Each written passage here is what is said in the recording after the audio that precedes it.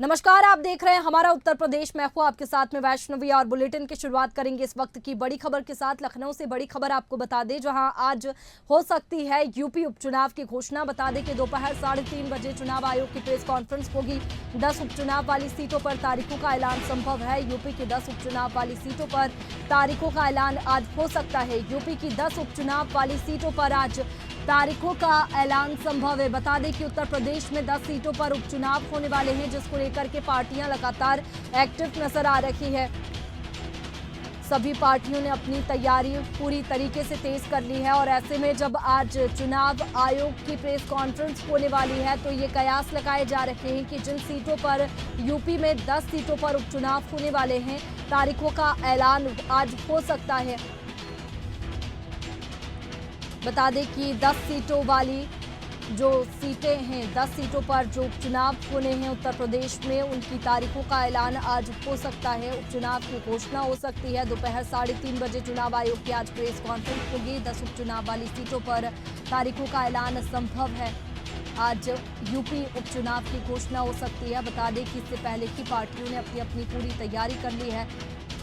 CM Yogi Adityanath भी लगातार action में नजर आ रहे हैं, बैठकें ले रहे हैं। बीएसपी से मायावती भी लगातार एक्टिव है और सपा से भी लगातार समाजवादी पार्टी एक्टिव नजर आ रही है। और ऐसे में बात की जाए तो समाजवादी पार्टी ने भी महिलाओं को साधने की कोशिश की गई है, क्योंकि 10 सीटों पर महिलाएं काफी महत्वपूर्ण भूमिका निभा रही है। ऐसे में तमाम जो पार्टियां हैं वो महिलाओं को साधने की कोशिश लगातार कर रही है। और ऐसे में जब आज चुनाव आयोग की प्रेस कॉन्फ्रेंस होगी, तारीखों का ऐलान होगा, तो उसके बाद से आचार संहिता लग जाएगी। 10 उपचुनाव वाली सीटों पर तारीखों का ऐलान संभव है। आज उपचुनाव की घोषणा हो सकती है।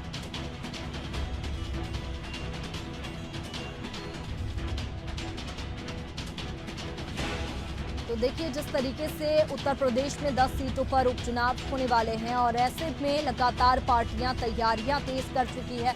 लगातार एक्टिव मोड में पार्टियां नजर आ रही है। सीएम योगी आदित्यनाथ भी अलग अलग क्षेत्रों में पहुंच रहे, अलग अलग क्षेत्रों का दौरा उन्होंने किया, जनसभाओं को संबोधित किया और हर वर्ग को साधने की कोशिश की गई। कई बड़ी सौगातें वहां पर क्षेत्रों में जाकर के सीएम योगी आदित्यनाथ ने दी है। लगातार बैठकें भी करते नजर आ रहे हैं। और सपा की बात करें तो सपा भी पूरी तरीके से एक्टिव मोड में नजर आ रही है। बीएसपी भी पूरी तरीके से चुनाव को लेकर के एक्टिव नजर आ रही है। तो आज जो प्रेस कॉन्फ्रेंस होने वाली है चुनाव आयोग की, कयास लगाए जा रहे हैं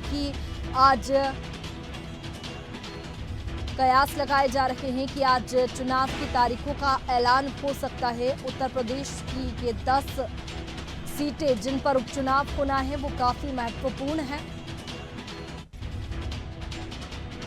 आज उत्तर प्रदेश उपचुनाव की घोषणा हो सकती है। बता दें कि दोपहर 3:30 बजे चुनाव आयोग की प्रेस कॉन्फ्रेंस होगी। 10 उपचुनाव वाली सीटों पर तारीखों का ऐलान संभव है।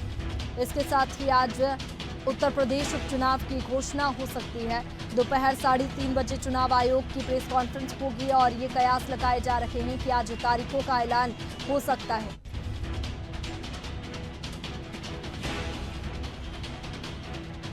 और चलिए, इसी पर ज्यादा जानकारी के साथ प्रिंसिपल करस्पॉन्डेंट शिव प्रताप हमारे साथ में लाइव जुड़ चुके हैं। शिव प्रताप जी, जिस तरीके से आज जो प्रेस कॉन्फ्रेंस चुनाव आयोग की होने वाली है, कयास लगाए जा रहे हैं कि जिन सीटों पर उत्तर प्रदेश में उपचुनाव होने वाले हैं, तारीखों का ऐलान हो सकता है, लेकिन इससे पहले ही पार्टियां अपनी तैयारियां तेज कर चुकी है।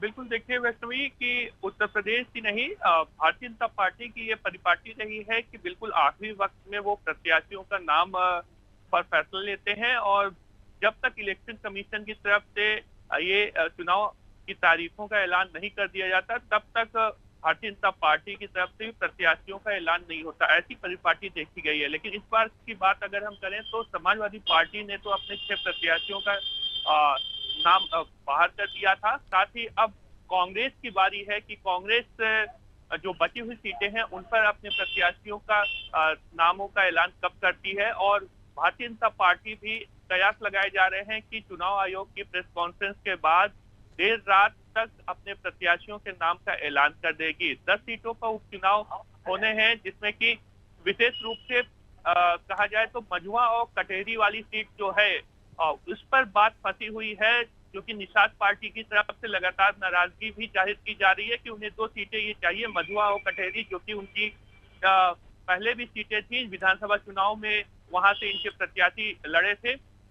लेकिन सांसद बनने के बाद अब वो दोनों ही सीटें खाली हो चुकी हैं, जिसको लेकर के निषाद पार्टी की तरफ से कयास लगाए जा रहे हैं कि वो मझवा और कटेहरी में से कौन सी सीट उनको मिलेगी, इसके अभी कयास ही लगाए जाए, लेकिन अभी तक कोई भी स्थिति स्पष्ट नहीं हो पाई है। हालांकि पश्चिमी यूपी को लेकर के बात किया जाए तो जो राष्ट्रीय लोकदल आरएलडी है, उसको भी एक सीट मिलने का अनुमान जताया जा रहा है, लेकिन ये देर रात के बाद ही जब प्रत्याशियों का नामों का ऐलान हो जाएगा, उस वक्त ही ये स्पष्ट हो पाएगा कि रालोद को कितनी सीटें मिलेंगी और निषाद पार्टी को कितनी सीटें मिलेंगी 10 सीटों में से। वैष्णवी, बिल्कुल, देखिए शिव प्रताप जी, जिस तरीके से चुनाव आयोग प्रेस कॉन्फ्रेंस करने वाला है, 10 सीटों पर आज जो चुनाव का ऐलान है, तारीखों का ऐलान है, वो आज हो जाएगा। लेकिन इससे पहले हमने पार्टियों की बात की कि जो पार्टियां हैं उन्होंने अपनी तैयारी तेज कर दी है। सपा की बात करें तो उन्होंने 3 प्रत्याशी महिला प्रत्याशियों को बनाया गया है, यानी कि महिलाओं को साधने की कोशिश की है।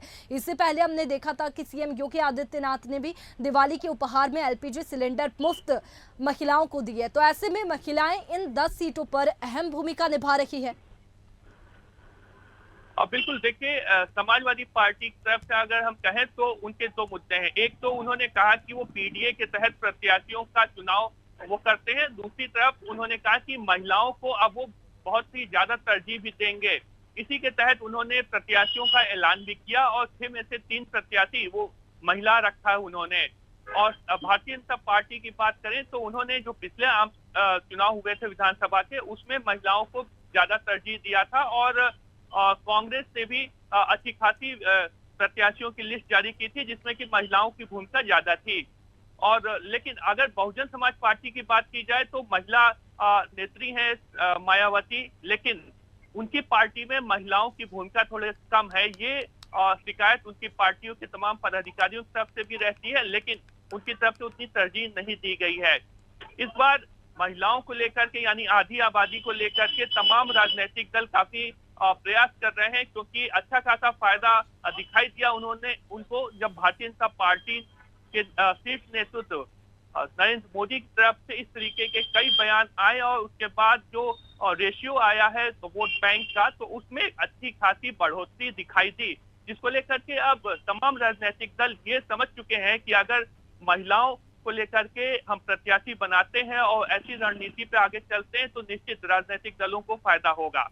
बिल्कुल, देखिए शिव प्रताप जी, आज चुनाव की तारीखों का ऐलान हो जाएगा, लेकिन क्या लगता है कि आगामी त्योहार भी है और ऐसे में कौन सी तारीखें जो है वो उत्तर प्रदेश के उपचुनाव के लिए निकल करके सामने आ सकती है, क्योंकि नवंबर दिसंबर अब इस साल में बच रहा है और ऐसे में नवंबर में दीपावली और उसके बाद में क्रिसमस, ये जो छुट्टियां हैं वो बीच में आएंगी। तो ऐसे में जो तारीखें हैं वो चुनाव आयोग की ओर से क्या हो सकती है, क्या कयास लगाए जा रहे हैं?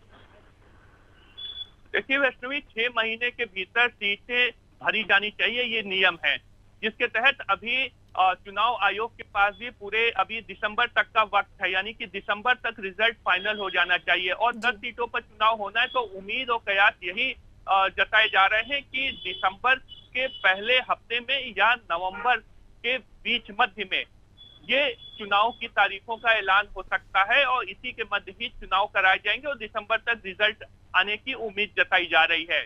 जी चलिए शिव प्रताप जी, बहुत शुक्रिया आपका तमाम जानकारी के लिए। तो देखिए 10 सीटों पर उपचुनाव होने वाले हैं, ऐसे में चुनाव आयोग आज प्रेस कॉन्फ्रेंस करेगा, तो देखने वाली बात होगी कि क्या कुछ तारीखों का ऐलान आज 10 सीटों पर जिन पर उपचुनाव होने वाले हैं उन पर हो सकता है।